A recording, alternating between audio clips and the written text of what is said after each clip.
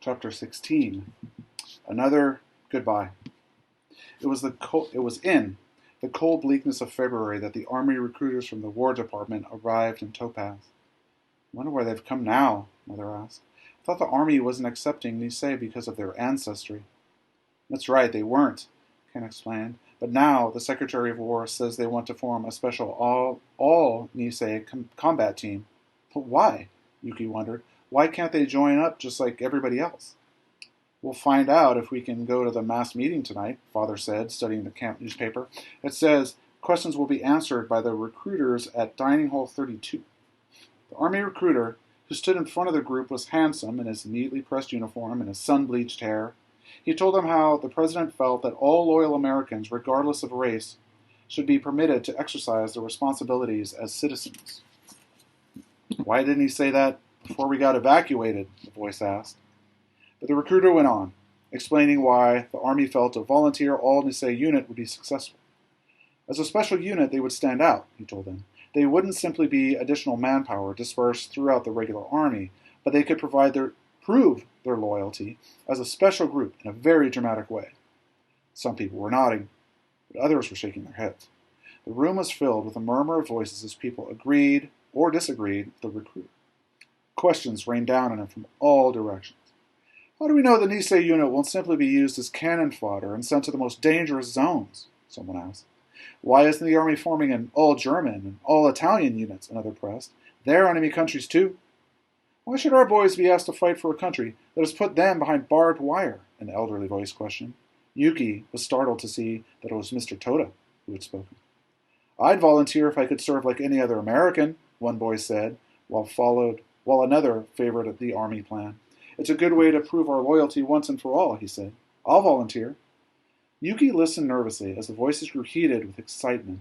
Everyone was tense and anxious, and when the meeting finally ended, everyone still seemed confused and unsure. It was difficult to know what the right decision should be.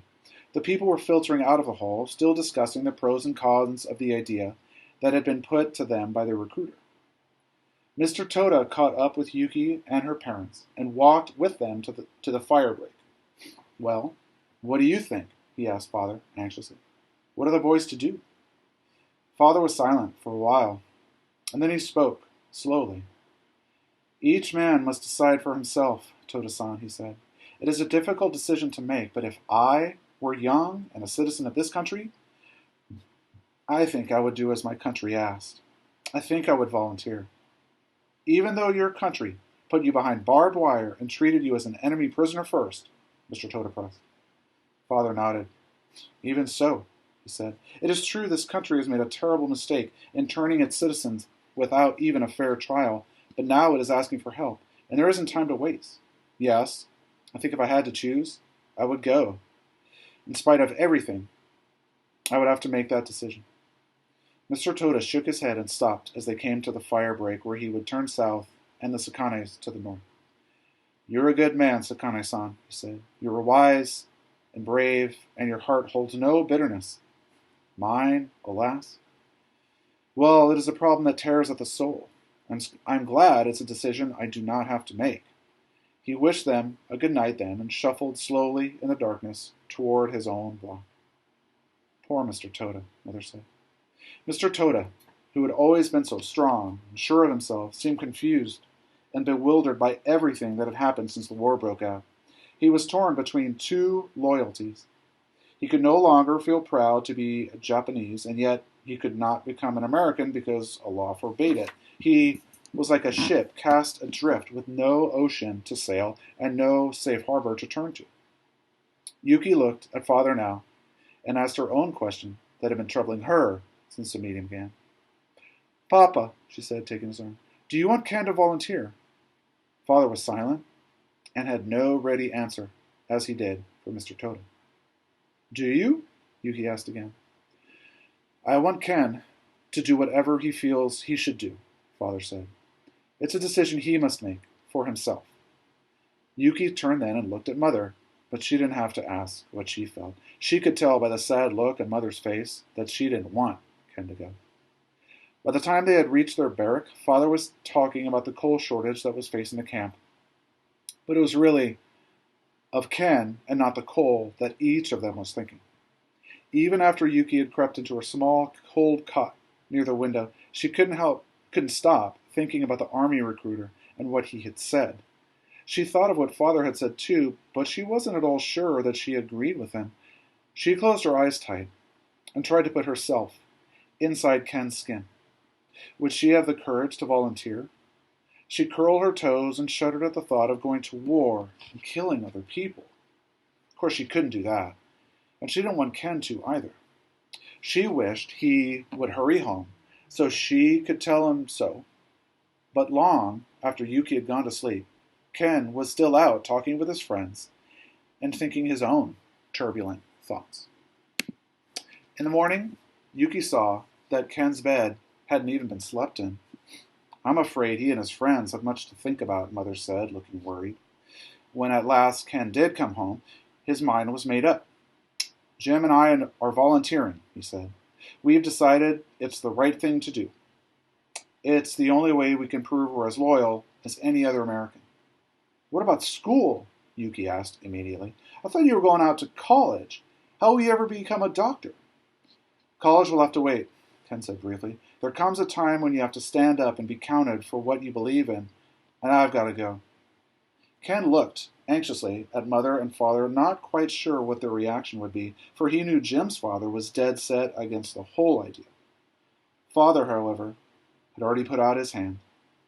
"I'm proud of you, Kenichi," he said firmly. "I think you and Jim made the right decision." Mother's words were slower in coming, and Yuki was sure that deep down she didn't want Ken to go to war if he didn't have to. She looked at her hands clenched together in her lap and said quietly, "I do not like to see you go, Kenichi, but if it is your decision, I will not stop you." And then, looking up, she added, "I'm proud of you, too." It all happened quickly.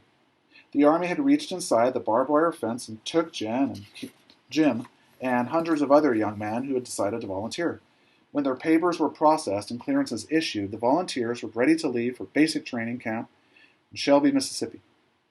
Until almost the very last moment, Mr. Toda tried to dissuade Ken. "Do not be hasty," he cautioned over and over again. "Your very life is at stake." But Ken had made up his mind. He would not change it. At last, the night before Ken was to leave, Mr. Toda came with all their friends to a farewell party for Ken.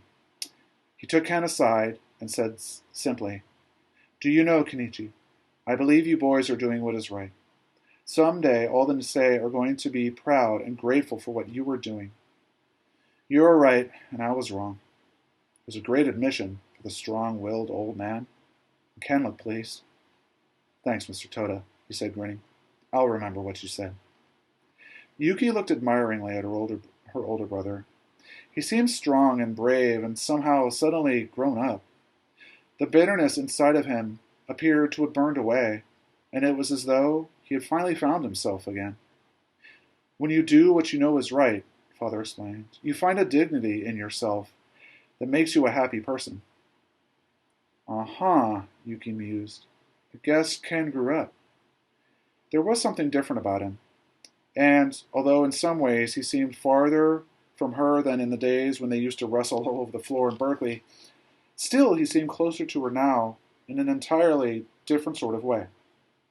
The boys looked sad and eager, and the boys looked sad and eager and young and brave as they climbed into the dusty buses that would take them to the railroad station in Delta. They smiled and waved to the crowd of family and friends that gathered at the gate in the afternoon sun to see them off. The Boy Scout drum and the bugle corps played, and everyone shouted last-minute words of advice. "Take care, keep well, be careful, and don't forget to write." The buses started with a roar, and then went out of the gate in a cloud of dust. Yuki waved with Father's big white handkerchief until Ken's bus was just a small black spot in the road that divided the desert sand. Already, the afternoon wind was sweeping in from the desert and held the threat of a small dust storm. Yuki felt empty inside, and she followed Mother and Father back toward Block 7. She wondered if she would ever see Ken again. Mother looked sad, too, and tired. But when she spoke, she said softly, "Do you know, I think there is a touch of spring in the air." Yuki sniffed and felt it, too. Mother was right. Spring was coming, and even if Ken was gone, Yuki somehow felt that everything was going to be all right.